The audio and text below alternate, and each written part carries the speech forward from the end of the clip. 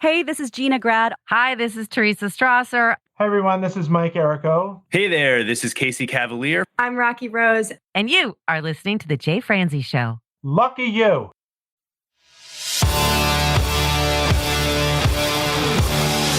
Welcome to The Jay Franzi Show.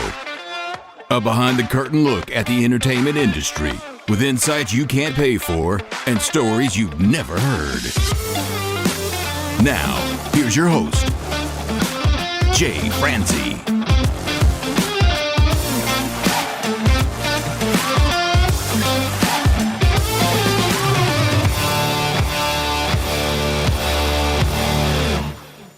And we are coming at you live. I am Jay Franzi, and this is your backstage pass to the music industry.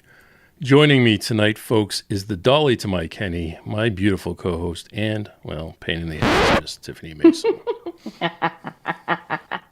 Hey, Jay, ready for another Wild Wednesday episode? I'm going to do my best, my friend. If you are new to this show, this is your source for the latest news, reviews, and interviews. So if you would like to join in, comment, or fire off any questions, please head over to jfranzi.com. And if you feel froggy enough to join our show, it's jfranzi.com/live. Before we get started, my friend, let me tell you what the question of the day is. Question of the day. Feel free to put this in the comments, folks. Bands that should have been bigger. Underrated bands, we should say. So put that in the comments. We will get to that a little later this evening. Miss Tiffany, we have a special guest with us tonight. I know, I'm very excited. We have a country music recording artist. We have Trey Calloway, and I'm going to go ahead and bring him on right now. What's up, y'all? How y'all doing? How are you, buddy? Doing fantastic, man. I'm glad to be. I'm just happy to be here. Jay, I'm holding on for dear life, buddy. We are happy to have you. We are, sir. You've been here before. So there's no need for the pleasantries, you know. Yeah. You're family now. I'm a veteran now. You are, ready. So pulling my hat down, and we will be picking on you all night long. All right, sounds good. Sounds good. But before we get into the picking, why don't you just go ahead and start off by telling us about your new music? So I'm here telling you guys about my brand new single. I got a song coming out called Your Love Is Safe With Me on the 7th. And, man, I'm super excited about this one. It's kind of coming on the tail of me just getting married back in October. It's just perfect timing. Valentine's Day love song. I wrote it with my buddy David, and I'm really excited for everybody to hear it. Been getting good response lately. Already it's been getting good response. So Now, can I ask a question? Of course. I listened to your episode with Jay when you were on before. Mm-hmm. And you met in July. You had an hour session. You co-wrote your Christmas song. Yep. So now you got your Valentine's Day song. Yep. Did you meet in December or November for that? And did you also crank this out in an hour? So, actually, I believe this song was written before the Christmas song was written. So the Christmas song was kind of like, hey, Trey, we need a Christmas song. You got to write one. We've already booked you the recording session. You're going to be there in 2 days. So, call up one of your amazing songwriter buddies and write the song. So that's what we did. And I mean, I wanted to write a song that wasn't, jingle bells, jingle all the way. I wanted to write something that had some heart to it. So we wrote Christmas with You and wrote it with J.P. Williams, the guy that wrote Horses in Heaven with me as well. It turned out great. I'm so proud of that Christmas song. That's a Christmas song I'm really proud of. But Your Love Is Safe With Me was actually written beforehand. I believe recorded before too. We've had it recorded for a while now. It's just, when you start working on projects, the recordings, they stack up. You're kind of sitting on a bunch of them and you're saying, hey, this is going to be the next single and then this single after that. And, a lot of the songs from the One Man album, I was sitting on them for, half a year going, I'm so ready for the world to hear these. You mentioned JP last time. Mm-hmm. I got to call him up and get him on here. I've known him forever. Yes. We've been in the studio together, and he's just not come on the show yet. So we should call him. We'll call him up tonight. Yeah. See what he's up to. Remind me a little later. We'll ring him up right now. But sounds good. That'd be funny. What studio did you record the song in? So we did Your Love Is Safe With Me at Saxman, where we did the Wanted Man album as well. I'm working on a new album now.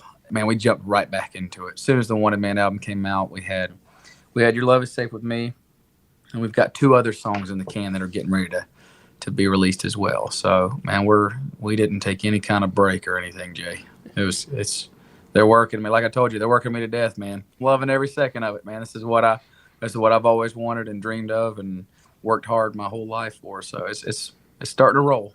Is it the same team on this project? It is. You know, we're a well-oiled machine at this point. You know, I'm proud of all the people that are in my corner, and they work really hard for me. I have a podcast as well, Trey, and I interview people about songs and memories that come with them. And sometimes we talk about, you know, when they sing along to the song or whatever, right? And you being the artist, you have to perform the songs a million times. So thinking about Your Love Is Safe With Me, what are some of the lyrics? And if I can make it 2 parts, does that make you miss your wife more? Absolutely. Or is that kind of comforting for you?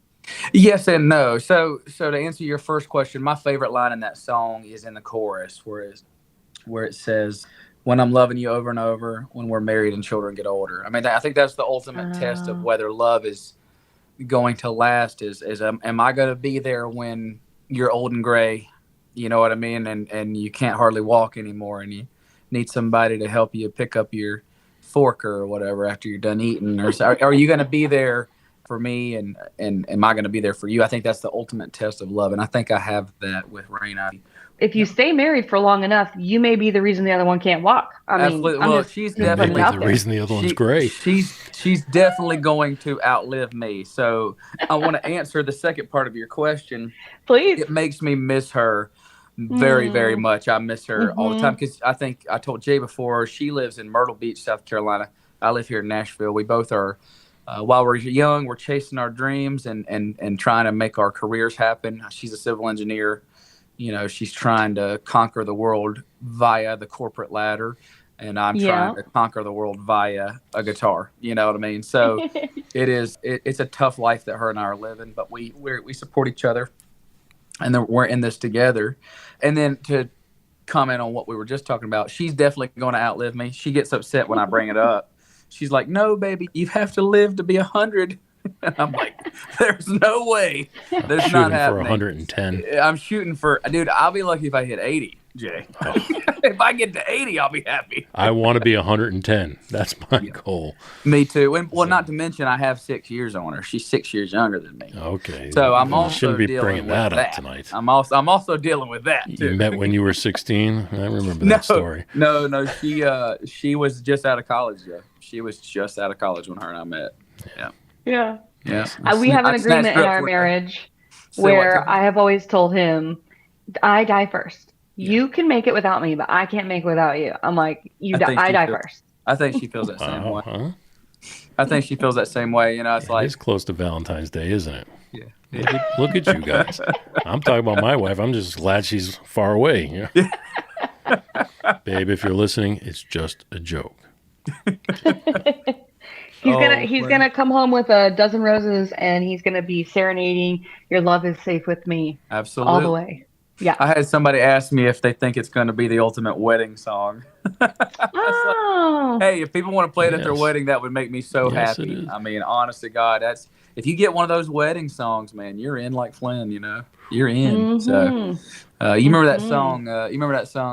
I loved her first. I held her. Oh, yeah. That was like a big giant wedding daughter song, dance. Man. Heartland was the name of the band. It's a great tune, man. Yeah. They still play that song at weddings. I still play that song. That's the father-daughter dance, right? Yeah, of the century right there. So, do you have any plans on moving in together at any point? You know, of course we do. Basically, what we keep saying is, we keep saying, "Hey, let's meet back up. Let's reconvene at the end of the year and see what's going on." And it's like at the end of each year, it's like, "Man, Trey, your career's really getting some momentum. You're really doing well. Her career's really gaining some momentum. You're really doing well, baby. All right, well, maybe we can make it another year. Maybe we can just keep doing what we're doing another year. Maybe we can do it for another year." And it's in those hard times and supporting one another that you kind of show that commitment and that love grows a little bit deeper. So I say kudos. Well, Tiffany, her and I are closer.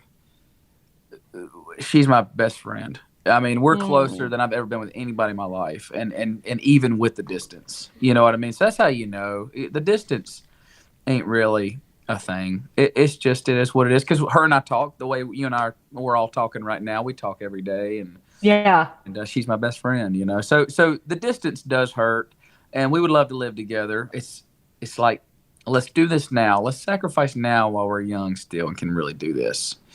Because I don't think she wants to live with a 70-year-old man who is bitter and regrets that he gave up on his dream.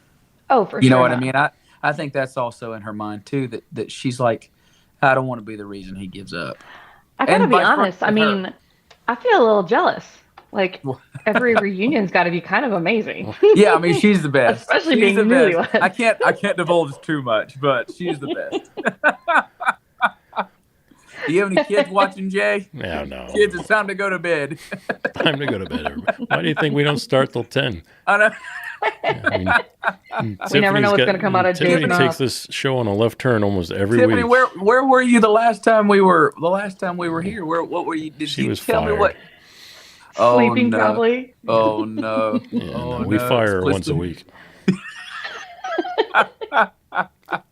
You guys are on. Is it 2 strikes? You guys are already on your second We're strike. The You get a 26th third. strike. Yeah.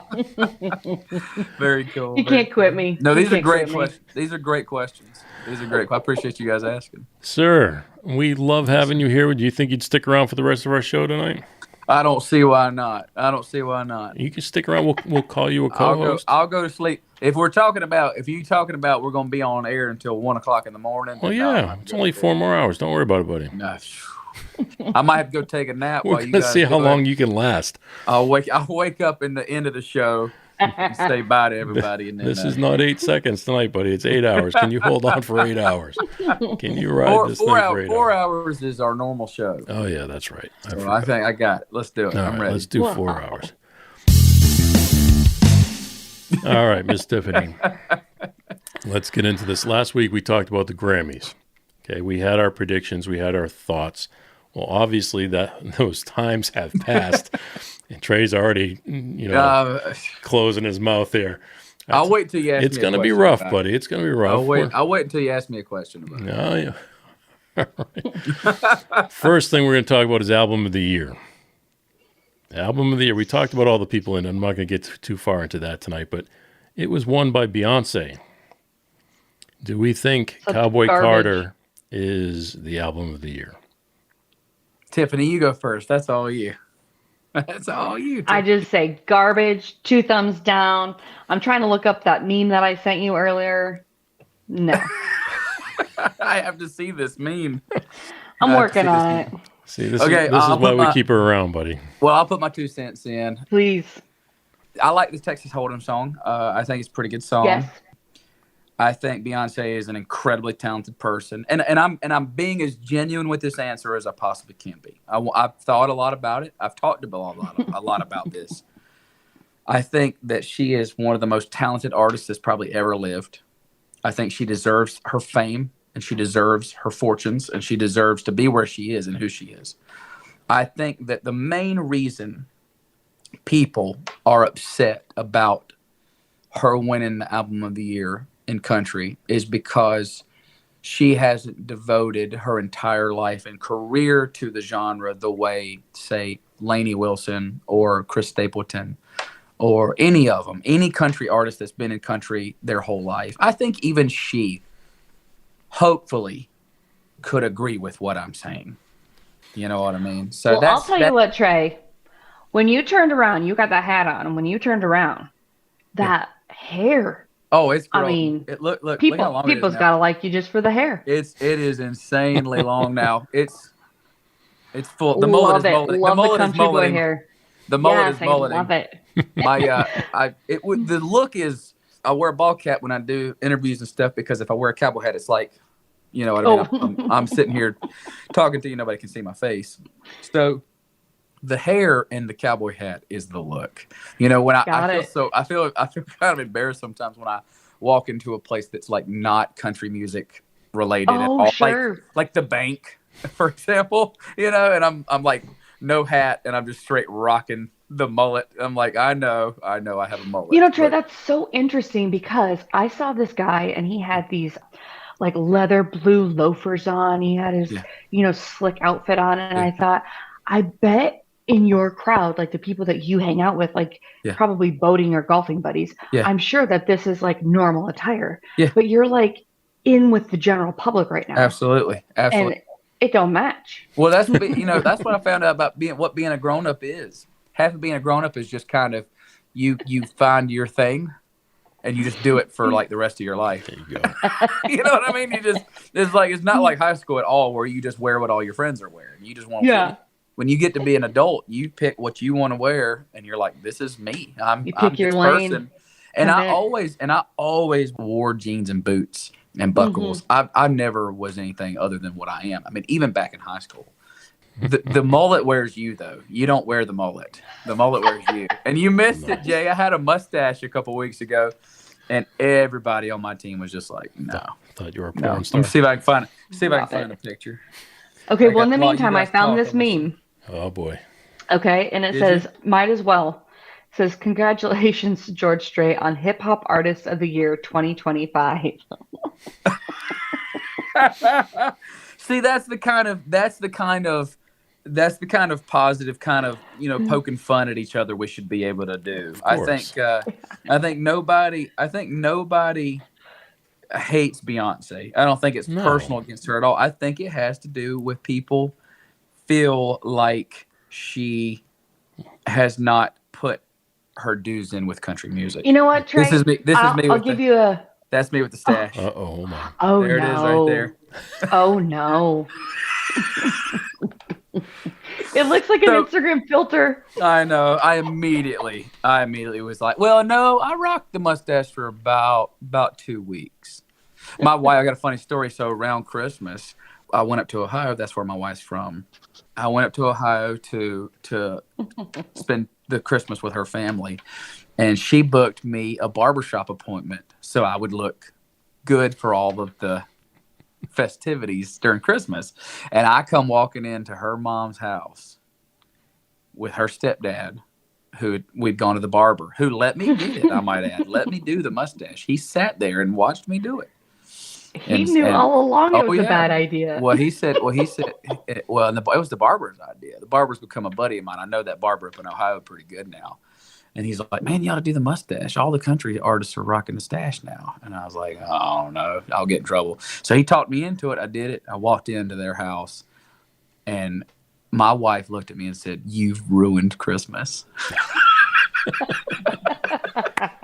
Nice. That's a true wife right there. Christmas. And, she loves it. It got to be after about a week or something, I would look at her and say, it's starting to grow on you. It's starting to grow on you. And she's like, I love you. She would always go back to that. She would say, I love you. I don't love the mustache. Right. So I grew it back. I got tired of people picking on me about it, so I grew back the beard. I'm just a beard guy, I guess. My husband was thinning very badly when we were young. I'm sure he loves you telling me. And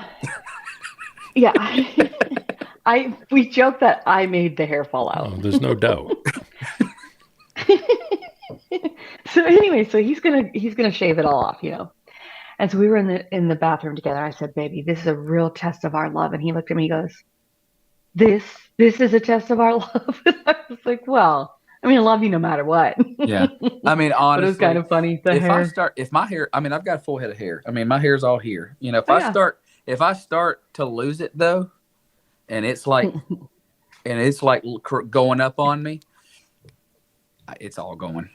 I'm just gonna. Oh, yes, it is. Yeah. It's all dude, going. bald is beautiful, Jay. Bald is beautiful. That's You know what I'm saying? If you're don't, I would say be the guy who just rocks the Jason Statham. You know what I mean? Just rock the Jason Statham. You know what I mean? Bald or gray, either way it's staying. Exactly. Bruce Willis.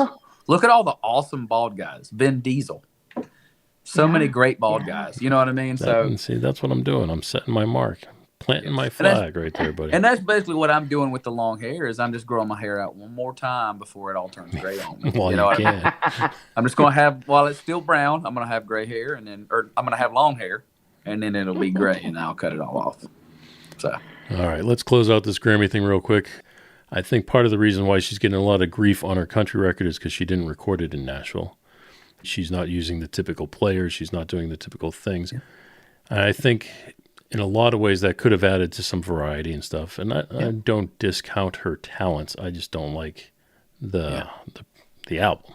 Yeah. But that's all right. Well, 3 people in the room. It would be 3 different opinions. Yeah. My opinion is I'm used to like hip hop Beyonce. Yeah. So I'm not trying to feel no country Beyonce. Yeah. So for me, it's just what I'm used to hearing. I don't like the change. Yeah. So. Well, I mean, I'll stand on what I said. She's one of the most talented artists of our generation, if not of all time. And honestly, she deserves the accolades she's gotten. But it really, your meme is funny, but it really is the same thing. If George Strait said, I'm going to make a hip hop record, made one, and then was immediately given hip hop album of the year at the Grammys, you don't think hip hop fans would be upset? I think they would. Oh, for sure. That's all I'm saying. And I think if she thinks about it rationally, she has to understand that's where the animosity is coming from. There's a lot of people in the country music world who listen to R&B and hip hop. Sure. The divide is not there. Most of my friends that listen to country also listen to hip hop too. Yeah. Myself, I listen to hip hop. I listen to heavy metal. I listen to hip hop. I listen to, and the Beyonce thing. The Beyonce thing is the only thing that really got any flack. But do you know the Rolling Stones won Rock Album of the Year? They're in their 80s. You're telling me there's not another rock band that? Well, you know what the biggest disappointment of the Grammys were this year? I didn't watch them, to be honest with you. I didn't watch. Tiffany, what was the biggest disappointment? The person who did not win. I don't know. Oh, what happened? Use your words. Taylor Swift. Oh, Taylor Swift. Everybody thought Taylor should have won Album of the Year. Absolutely. Correct? There's no doubt in my mind that woman should have won. Yep. So, do they only do one Album of the Year for all genres? No, there was a country album of the year. Okay, so Beyonce won country album of the year. Rap album of the year. Yeah. So Taylor Swift, she was up for what, pop album of the year? So, I mean, I've not listened to that album, but I actually had a conversation with my buddy Justin Bilton, and he's bass player of Three Doors Down.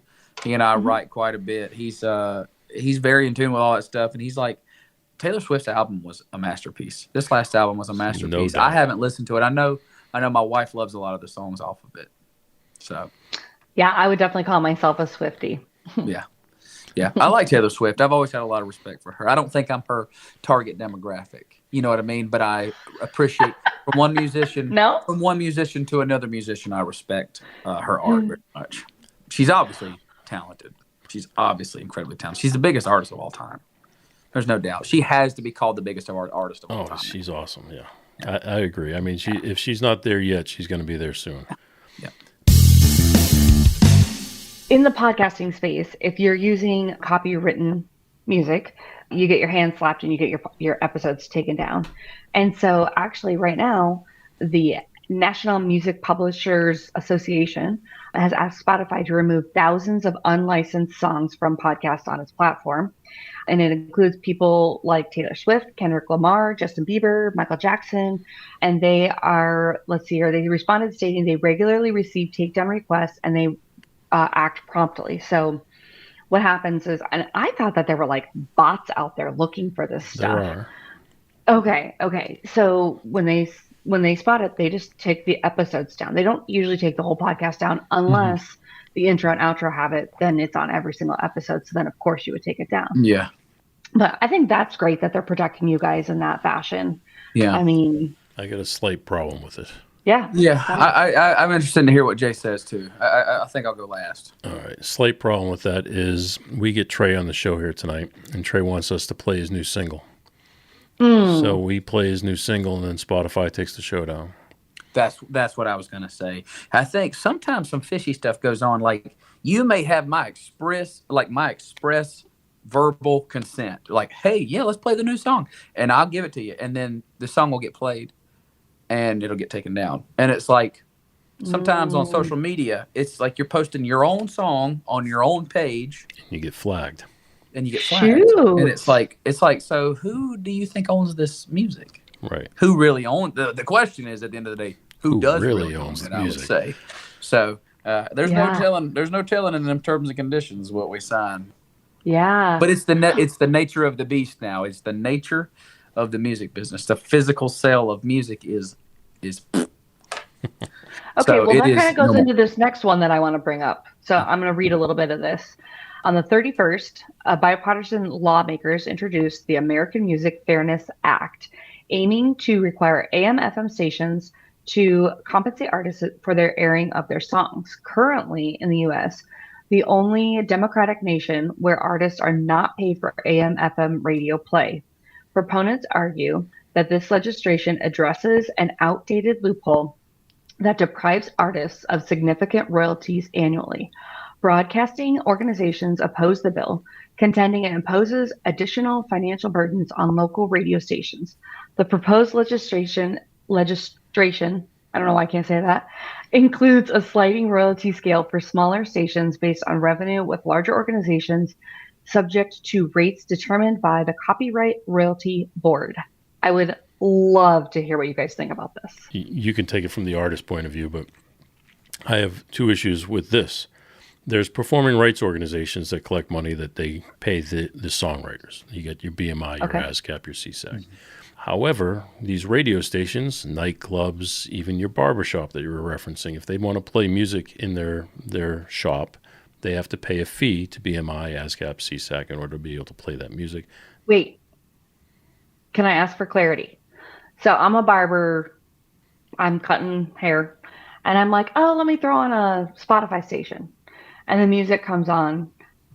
I'm supposed to be paying to play that music? You're supposed to be. Ah, interesting. You're using that music to create an atmosphere. Right. Yeah. To bring in your customers and that type of stuff.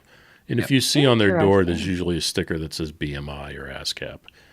That type of thing. Yeah, okay. But they're collecting the money, and then they divvy that money up and pay it to the songwriters or the publishing companies that they see fit to pay. The problem is the way you cut that pie up is not necessarily a perfect match to what was played on the radio or what was sold in a store. Yeah. So that's just my view from the production side of the world. Trey, what's your view from the artist side? I just want to comment that I don't think that traditional radio can take too many more blows. No. Basically, I feel like this might be the final nail in the coffin of the traditional radio stations, which makes me really sad because I understand technology changes. The music business isn't going anywhere. It's not going anywhere. There's always going to be guys and girls like me out there making music. There's always going to be wonderful people like y'all making shows about it, talking about our art, talking about what we're doing on the road, recording. That's not going anywhere. Even with AI, I don't see AI replacing real humans making real music and real people consuming those real people's music. I don't see that going anywhere. That being said, I do think that traditional radio has been beaten up. You know, the streaming services are killing them because it's like I can find what I want to listen to, when I want to listen to it, at any time, anywhere in the world.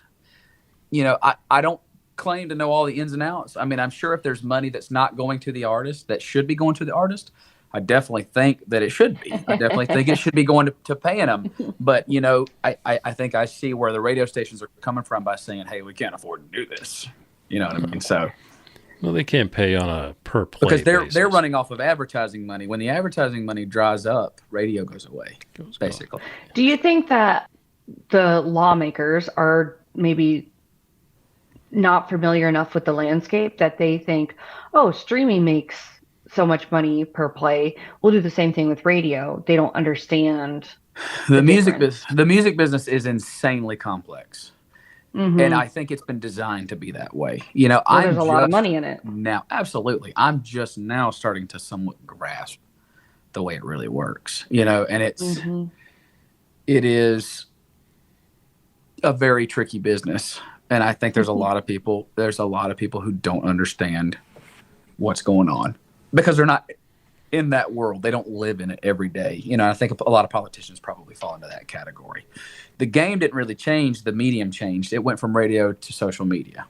You don't go out on a radio tour anymore and give the DJ a couple $100 to play this guy's song for the next 3 weeks. Yeah. Now people will go out and get influencers to clip their favorites, their new song, and put it in all their videos, and that gets the song trending. Yeah. And so the game did not change. Everybody thinks the music business has changed in this crazy way. It really hasn't. The way of turning somebody into a superstar has not changed. The medium changed. The space in which you do that has changed. It's this kind of stuff, what we're doing now. This is what it is now. It's like, this is what the music business has moved to now, and personally, I'm here for it. I like it. I like it. I like the fact that I can live or die.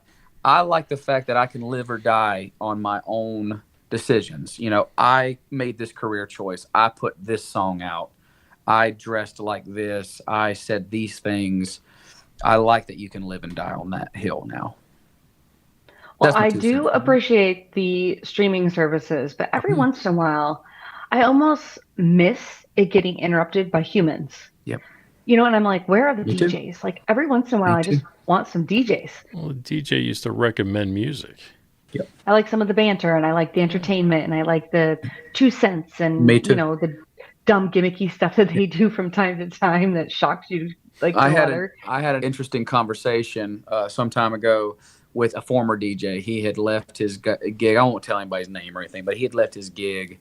He was saying that AI is going to replace the DJs eventually. And I was like, really? You think they're going to be able to talk and banter with each other and stuff? And do I think that AI will one day have the ability to do that? Yes, I do. We're already there, buddy. Do I think anybody will care? I don't. That's what makes me think that AI is not going to take over everything Well, also, I don't think that if I knew the DJ was AI, I don't think I would be excited. Exactly. I want to meet these people. I don't care what I don't care what this AI has. I don't care what this AI has to say. It's a pre-programmed thing. It's not genuine, and I know it. It's crazy. Okay, dude. Well, I think that this is crazy and also awesome. Yeah. So Coldplay actually recently performed in Mumbai, and Chris Martin speaks Hindi, and he was doing it during the concert. So I think that that's pretty amazing. Like, if you know another language and you can reach your audience by being so authentic, how freaking cool. I always love when people come from other countries and they're trying to learn English. And I always, I think my husband thinks it's silly. Like if we go to Mexico and I'll say some things in Spanish and he's like, I'm the same way. Yeah. But I just think that that's common courtesy. And Absolutely. I think that's really cool that he was doing that. Yeah. And maybe he learned it through AI. Maybe he listened to Babbel in podcast on the way over. Yeah. We went to Barcelona a couple of years, Barcelona, Spain, and I was walking around with my Google Translator going like, can you point me to the nearest bathroom? I only know El Baño. It worked, man. Those, so there are, like you said, Jay, AI is a very good tool. It is going to be a very good tool because think about a world where you have some kind of earpiece that hears a foreign language and translates it using AI into English for you to understand. You then speak back to them. They're wearing the same thing. It translates your word. It's here.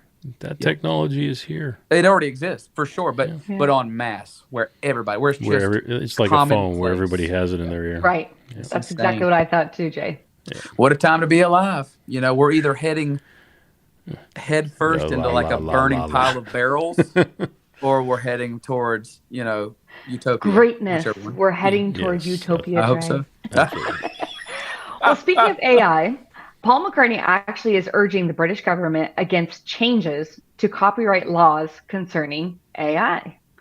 So I'm sure that there's a lot of buzz about copyright laws and voices and AI. And have you guys heard of anything, that 11 Labs? I don't know if that's what you were looking at, Trey, with your friend, but do you guys have any thoughts about AI and copyright? 100%. Yes, I do. Prince spoke out about this a couple of years before he died, and people were saying, they'll be able to, because they own my name and likeness, they'll be able to use my voice after I'm dead to make recordings of me, put them out as material of mine, and make money off of me. And, I don't know how I feel about that. Don't know how I feel about that. You know, if you can, after somebody passes away, some big legacy artist, AI writes songs in the style of that artist and AI their voice, so it sounds just like them, and you can't even tell that it wasn't an album of theirs. And you sell that album. Is that right? What do you guys think? That's my question I pose to you. Like I'll say it before, I don't know how I feel about that. But I think that's an interesting question.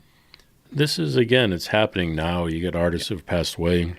Yeah. And you have some of their family that has said, yes, you can go ahead and do this. So it's happening. We've got artists who are alive that are no longer able to use their voice who have put out an AI album. So you have things like that happening. And then I think that's you just mentioned that did that, Jay? Randy Travis is the one I know of for sure. Yeah. So, I mean, it's a tool. There's positives and negatives. But I think it's how you use that tool. It's just like ChatGPT. If you write something and then ask ChatGPT to check it for grammar and tighten it up a little bit, I don't think that's cheating. If you say, write me this, whatever it is, article or paper or something, and you don't put any input, well, then that's cheating. So, or at least in my mind, I think that's the way it works. Absolutely. I agree. If it's a tool, it's like Grammarly. I mean, you write something on paper and then you ask Grammarly, that's nothing but a form of this AI, as we're calling it. Yeah. And Grammarly goes through and checks your grammar. It's even offering suggestions on how to word a sentence better. Yeah. It's just doing it one thing at a time versus the whole thing at once. And I also believe that there's not a dang thing we can do to stop it. No. It's crazy to think about. But see, I'm also, I love science fiction stuff. So the things I see coming to fruition are all these sci-fi. This is all stuff straight out of sci-fi. I mean, somebody made a joke that we were heading towards iRobot. We'll be there. Yeah. One more thing on this topic before we have to move on, I guess, here. But unless we do make this a 4-hour show tonight, Trey, we might. We can do that. We're talking about AI and all the things, but I was listening to a show earlier, I think it was yesterday, and they played clips of famous people like Trump. They played Taylor Swift and a few others, and they asked you to guess which one was real. So they played a quote from Trump that was real and one that was AI.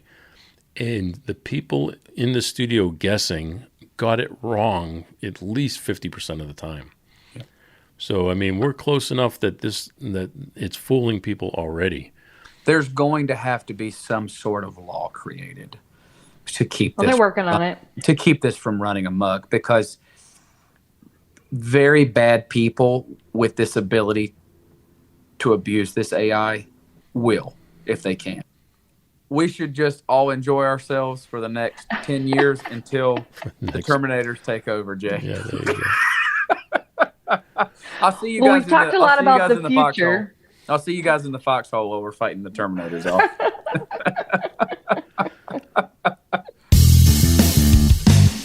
We've talked a lot about the future, but what about the past, Jay? What are we talking about the past now? Well, just bands that should have been bigger than what they were. Yeah, so you're looking to make a transition. I love this idea. Let's move on to the question of the day.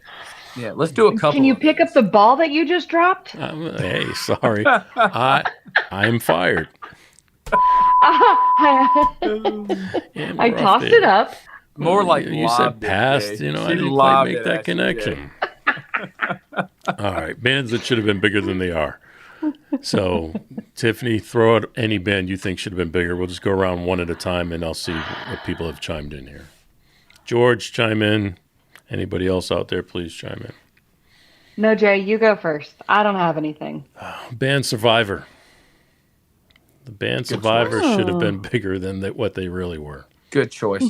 They had three hits? Yeah, they had a few good hits. They had the theme Eye of the to Tiger, Rocky, Burning Heart, and that might be it. Burning Heart and Eye of the Tiger might be the only two. Yeah, because Burning Heart's such a banger too. High on You, that was one of their big ones. Okay, so they had a couple. American Heartbeat, Burning Heart. Yeah. Man Oh yeah, Against the American World. Heartbeat. I know that one too. They had American Heartbeat. Is This I Love? think the band Hinder. You Yes. remember Lips of an Angel? Yes. Those guys were great. Oh, I got such another a one good in that song. same vein. I got another one in that same vein. Did you not understand the rules of this game? We're supposed to switch. We're Go supposed ahead. to switch. Tell us your other one. So Hinder is a big one. I would say, what was the name of the band that had I believe in a thing called love. There's a little to the rhythm of your heart. There's a Right. chance we can make it now. What was the name of them I guys? have no idea. I gotta look it up. now. It'd be See, cool though if you technology's could keep great. singing it. Yeah. I can't even hit that note. Not at 9 o'clock at night. I can't, or 10 o'clock at night, I should say. I can barely hit it when I'm warmed Tiffany, up. we should have opened with this. The band that should have been bigger than they were. The Darkness. They're called The Darkness. Oh yeah, I know The Darkness. Yeah. Dude, he's funny. Great. So, yeah, Great band. He's awesome. They should have been bigger than they were. Yeah. Tiffany, Von Ray should have been bigger than what they were. Yes, I should have said that. Yes. Speaking of like AI is definitely changing now the industry, but at that time it was streaming that changed the industry, and that's what kind of screwed them over. Yeah. Was Good point. accessibility.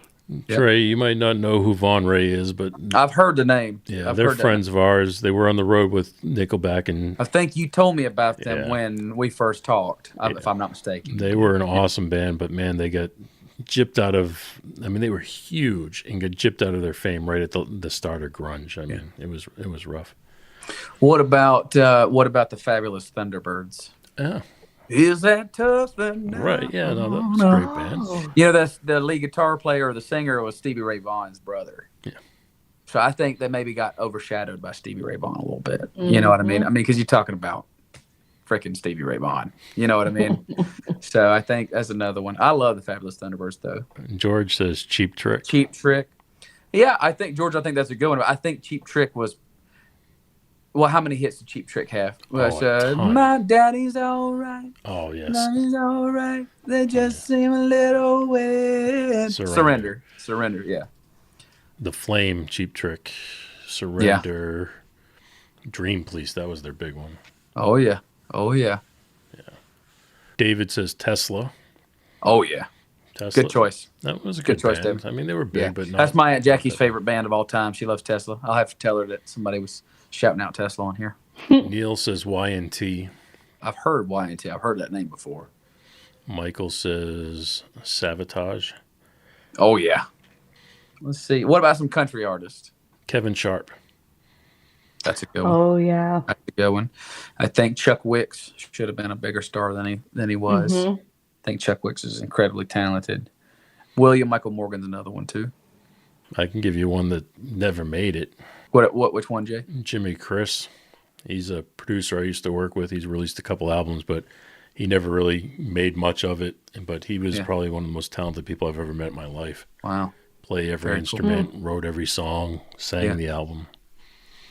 Hey, speaking of instruments, can I ask you, Jay? No. On Shabuzi's, I'm going to do it anyway. Okay. It's a woman's prerogative. On Shabuzi's performance, there was a guitar player, and he had a guitar strap, but the guitar sat like tabletop, and then he played that way. Is that a specific guitar, It's or a is that just dobro. a style of playing? It's a dobro. Yeah. It's an electric dobro, probably.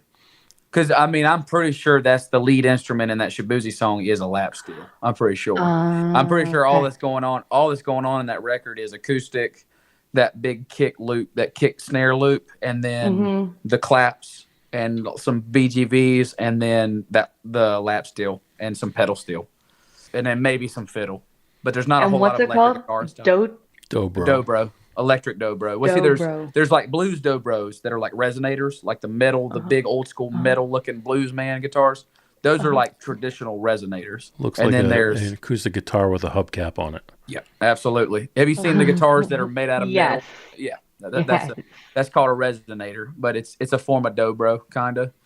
But that's like the original blues, Delta blues dobro. You know what I mean? And then there's like electric dobros. Ah, cool. Okay. I'm pretty sure that the intro of Boot Scootin' Boogie, where it goes wow wow wow wow wow wow wow, that's an electric dobro. I'm pretty sure. I don't think he's playing that on an electric guitar. Interesting. Yeah. And same deal with John Deere Green. That wow. That's that instrument. Sean says Cinderella. Oh yeah, a lot of those '80s hair bands, big time, should have been bigger. They had their 1-2 hits. They had that one good album. Well, they had that they would very drop small off. period of time. Yeah, they would drop off between rock and grunge, and they get. Yeah. Really, George? What did George say? He said Keith Urban. You think he should be bigger? How much bigger can that man get? Oh, he should have more years. There he is. Should have had more years. Absolutely. So let's see here. Somebody said Chicago. Although I feel like Chicago was a big band. They were huge. Yeah, I think so too. Tim they says got their Rat. fair shake. Tim says Rat. Rat's a good one. Amen. Rat's one of my favorite. Rat's one of my favorite hair metal bands. I love for sure. hair metal. I love hair metal. I love 80s metal. Quiet Riot. I mean, did they have a whole bunch of hits? No. Because Quiet Riot gets a lot of credit for being the band that ushered in like the heyday of metal in the 80s, because they had Come On Feel the Noise, which was like a big hit that came out of nowhere, kind of. Yeah. And then, but Come On Feel the Noise was a cover that they did not want to cut. Oh, I didn't know that. They did. I didn't know that either. It's either that one or Metal Health. I think it's Come On Feel the Noise. Come On Feel the Noise was cut in one take. They literally were like, we hate this song. We don't want to record it. It sucks. We're going to do one take. This is all you're going to get out of us. And they went in there and boom, boom, boom. Come on, feel the noise. And they did it. That whole thing is one take. Thank you, George. That big hit. You had the name wrong. George is the man. I can already tell I like George. That's my boy. George is our guy. Is that George's profile picture? Is that really George with that awesome beard? He said that's George. He said, "What was it?" We George? talked about it last time. 8 months to grow that. I think he said. It's looking good, George. The beard is looking right, brother. That's what I'm saying. now, George, I want to know if you still have that beard. I saw a picture of you online the other day without a beard, so I want to know if that beard is there. Yeah. Ooh, calling him out in front of everybody. It was like me and the mustache man. Right. That's why I called myself. That's what you do to family. George's family. I knew if Jay got a hold of a picture of me with a mustache, it'd be on the screen, buddy. Yeah. His picture of the mustache, and underneath it, countrymen and porn. No, Trey. I'm trying to think of some country artists that I could have been bigger. Eric says Taiketo. Now that's a band that didn't really. I mean, they were an '80s band, but they definitely did not blow up. But they were a good band. Yeah. Saints and Sinners. Chris says Saints. Yeah, that one was on the list. You got to basically think they're like, oh, George said he still has it.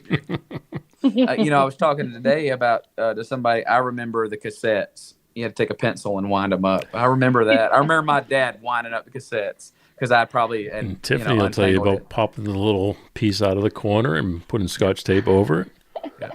We had that whole cassette story.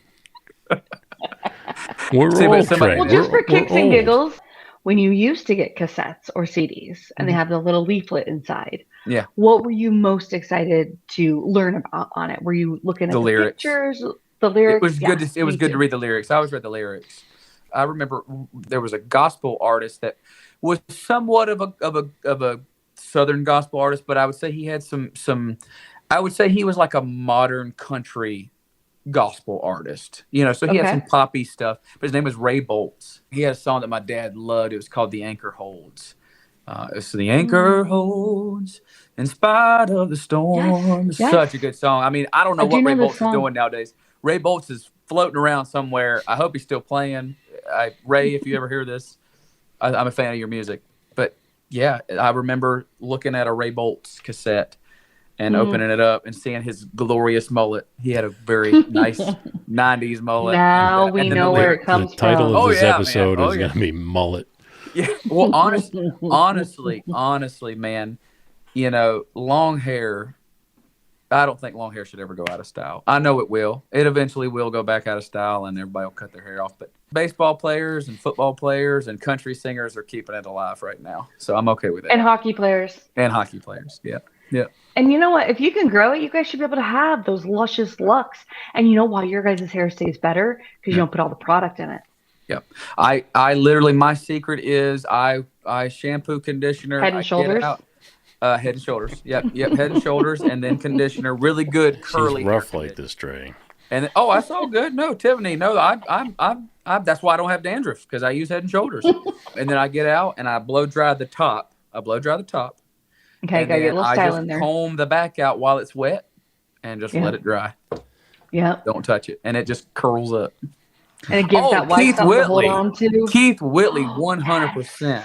But I don't consider George. I don't consider Keith Whitley to be underrated. I think everybody knows how good Keith Whitley was, and I think George knows Ray Boltz too. Let's go, man. And so I think George is our man. I like this part guy. Of our family. We got to put him on the show, Jay. That's what I'm saying. George, jfrenzy.com/live. Yeah. Come on. We've laid it out. Come on. Dude, we've seen you a million times in your comments. If George pops on here, I will. You'll stay another 6 hours. I'll stay until 2 o'clock in the morning. There you go, George. We've done it. I take it back. I had my fingers crossed off the screen. No, you didn't. But I'll hang out for a little longer. It's an audio show. We don't know if your fingers are crossed or not. Oh, so can nobody see our faces the way we're seeing each other's faces right now? Everybody. I feel like our mannerisms are part of the funniness of the show. Yeah, absolutely. And the fact that we're all sitting here naked, it's just odd. Yeah. And nobody's done a show like this before. Have any of your fans seen you naked like this before, Trey? We're like the girl at the Grammys. Yes, we're all wearing a see-through dress. Who's gonna be the first guy to pull it off though? That's a career ender. That's a career ender right there. Whatever guy decides to do it, career over. You're done. Well, I cannot wait to hear this song on the 7th. I'm super excited. So does it hit like 1 a.m. on the 7th or what? Yep. Like how soon can I hear this? Midnight. Okay. Midnight on the 7th. It drops. And yeah, man, we are getting nothing but positive responses from this song. People are really liking it. So it's been great. It's been great. I'm really excited. I'm hoping, I'm knocking on wood. You never know. I'm hoping this one ends up being my highest stream song because I really enjoy this one. Yeah, I really enjoy it. What do you like most about it? I think the authenticity of it. I think the fact that it's not some convoluted, contrived message. It is just a love song that's pure and honest in its form. I love the way the record turned out.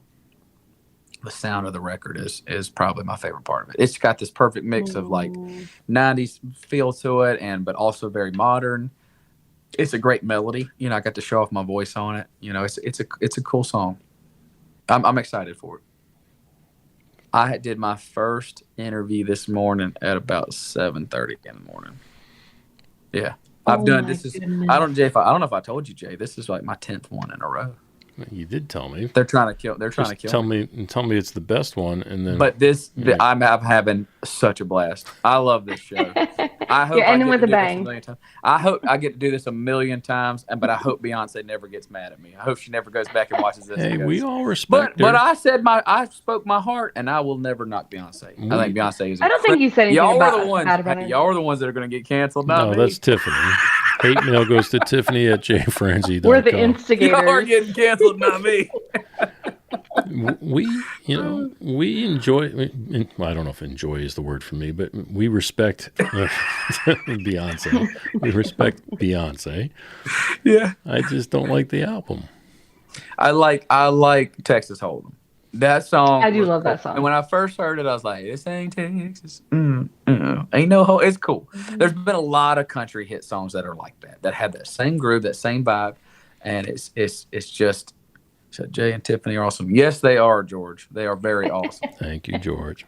But that groove in that song is timeless. I mean, I do think that song's going to stand the test of time. It's a cool song. But, man. I agree with that. That Stapleton album. I like that song. And Post Malone. Post Malone's stuff, man, just coming out of nowhere. His Collaborator of the Year. So good, too, man. Country, I mean, just that California Sober song that he did with Stapleton. Man, that is a banger. That song is such a good song. Has he not collaborated with anybody? What was the song he collaborated with you? With me? We're still working on. Oh, is that you still working on Yeah. that? We're still. Yeah, don't he's talk supposed about to it get yet. back to me. He's supposed to get back to me, but yeah. Man, he's collaborated with everybody. But you know the thing about Post Malone, from what I've heard, is I feel like if Post Malone walked into the local on a Friday night, we were in there jamming, he'd hop up on stage with me and he'd jam out all night with me. He would. We had Kyle And we Fields just on have the a ball. show. Kyle Fields was on the show. Great guy, great artist. He's had a chance to play some massive venues with hundreds of thousands of people in the audience. He opened up for Kid Rock on That's the awesome. festivals of the summer. I mean, great artist. But he also plays all the local places in Nashville, and he was playing over at Losers. And Post Malone walked in, and he was just watching him all night long, saying how great he was. And he talked to him in between songs. I mean, he was just the nicest guy in the world to me. He says he stayed there all night, exchanged phone numbers. I mean, He seems to be the most authentic guy. yeah. He seems to be a really genuinely nice guy. All right. Well, I guess we're going to have to start wrapping this thing up. So, once again, I would say we've reached the top of the hour, but we've actually reached the bottom of the hour, which does mean we have reached the end of the show. If you've enjoyed the show, please tell a friend, Tiffany. If you did not enjoy the show, Tell two. thank you very much. You can reach out to all of us over at jfrenzy.com where you can keep the conversation going. And this week for socials, if you would like to reach out to us on Instagram, that is Instagram. We are looking for interaction on Instagram. You can reach me over at jfrenzy. Miss Tiffany, At Virtually You Pods. Trey. Trey Calloway Music. At Trey Calloway Music. There you go. Yes, sir. All right, Tiffany, my friend, what do you got going on this week? Jay, I am going to get a couple of winks of sleep, and then I'm going to get in my car tomorrow and drive my daughter down to Orlando. Once again, we have a cheer competition all weekend. I am excited, though, because it's on Disney property, and she's going to be in the ESPN, auditorium, or not auditorium, but arena. And so it's going to be, lights, camera, action. It's a whole thing. It's streamed on Varsity TV or something. I don't really know. And then a day at Magic Kingdom. So I've got a magical weekend ahead of me. That's awesome. That's awesome. My daughter Lucy has got a dance competition this weekend as well. I believe it is in Ohio. So we're going to go to a dance competition. But this week I had a chance to speak to Vance Powell, a 7-time Grammy Award-winning producer-engineer. Nice. That episode will release on Monday. If anybody would like to learn more about Vance and his time in the music industry, from artists like the White Stripes and my daughter's favorite, the Arctic Monkeys. He also helped build Blackbird, John McBride's recording studio. I'll get it right. Blackbird, John McBride's recording studio. Oh, yeah. He was on the road with Martina. He got fired by Martina. So he's got all sorts of stories to tell us about. Trey, sir, what do you got going on this week? Well, tomorrow I've got a recording session. I think about 2 o'clock. I've got to shoot content tomorrow. I've got to do a bunch of content tomorrow. And then the recording session. We're doing the tracking for a new song tomorrow. And then I have a show to play. And then I've got a week full of shows. And then Saturday, I'm actually going back to Charlotte. My son is going to be in a play. Oh. So I am going to support my son. Yeah, they're putting on a version of Matilda at their school. So he is in Matilda, and both of the shows are sold out. It's insane. All of my kids got so something cool. We're going all on this supporting weekend. kids. I'm excited, and so I'll be there cheering my son on, and then probably watch the Super Bowl on Sunday. Oh, who's going to win the Super Bowl, everybody? Oh, is there a football game? I didn't There even is. know, You might I have didn't heard even know of there was it. a game this There is. weekend. Who's going to win the Super Bowl? Before we get off here, So who's what gonna you're win the saying Super is there's going to be some commercials on TV this weekend. Bowl? Yeah, exactly. Yeah. Tiffany, who's winning the Super Bowl? I mean, the Eagles, they're going to fly high, take down those Chiefs. We hope. We hope. See, no, I have to go against that because You pulling for the Chiefs? I can't go for the same team Tiffany goes for. No. I want it to Sorry. be a good, fair game. That's what I want. I don't care who wins because neither one of these teams are my dog in the fight. Right. I want it to be a fair game. That's all. Against popular opinion, I want to see Taylor. Oh, Yeah. absolutely. That's the only reason I'm tuning in. Yeah. Do we know who's performing Super Bowl I don't know. halftime? Do we know? I'm willing to No, I bet always Taylor notice. Swift doesn't put cheese whiz on her steak. Let me see. Who's playing Super Bowl 2025? Taylor, chime in, let us know. Kendrick Lamar. It is Kendrick Lamar. Look at that. Isn't that a Grammy Very winner? cool. Hey. Very, very cool. Did he win? Yep. Record of the year. Oh, snap. See that? Kendrick Lamar was the one that wore the double denim. That's right. I was thinking that it was. Oh, sure. It was Yeah. Kendrick Lamar that wore the double denim to the award show. Got it. They wore the Got it. what is it called? Canadian tuxedo. The Canadian tuxedo. Hey, I wear double denim all the time, man. Double denim is back in style. Yeah. So all the cool kids are wearing with their mullets? Dang right it is, Tiffany. Dang right it is. It's all about the mullet, the Vipers. I had some Vipers for a while, but I'm so notorious for losing sunglasses. I've lost every good pair of sunglasses I've ever owned. When we moved down here from Minnesota, I was like, okay, I'm going to get a really nice pair of sunglasses. And I did. Yeah. And I proceeded to lose them not too long after. Holding his 4 Grammys. Good for him. Absolutely. That's awesome. I just get cheap ones now. I heard that he did it. Okay, so there's the headline right there. Kendrick Lamar takes another subtle dig at Drake and feud with Canadian tuxedo at Grammys. You know, because Drake is Canadian. I heard that the Canadian tuxedo was a way for him to kind of a little bit of a dig. A little dig with the Canadian tuxedo. But honestly, man, all he did was compliment himself because that Canadian tuxedo is on point. So that is fun. Honestly. Double denim. The only rule is they have to be different shades of denim. Yeah. Really? You can't wear light denim. It's got to be dark denim, light denim. He's got the same shade. I know. That's the only point that I. Yeah, he's against. His almost looks like a jumpsuit. His almost looks like he's wearing a one-piece jumpsuit in a way. Like prison suit. Yeah. Like a chain gang suit or something like that. That's pretty cool. Actually. Thank you, George. Kansas City, he says. Oh, he wanted Jay to have someone in his corner. He said it last week too. Okay, well. Just saying. Yeah. All right, folks. I wish you all the best. Have a good night. Thanks for listening to The Jay Franzi Show. Make sure you visit us at jfranzi.com. Follow, connect, and say hello.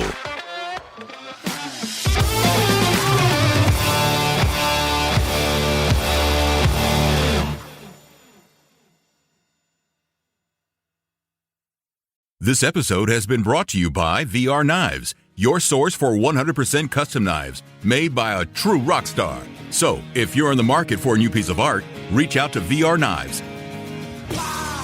407-421-5528.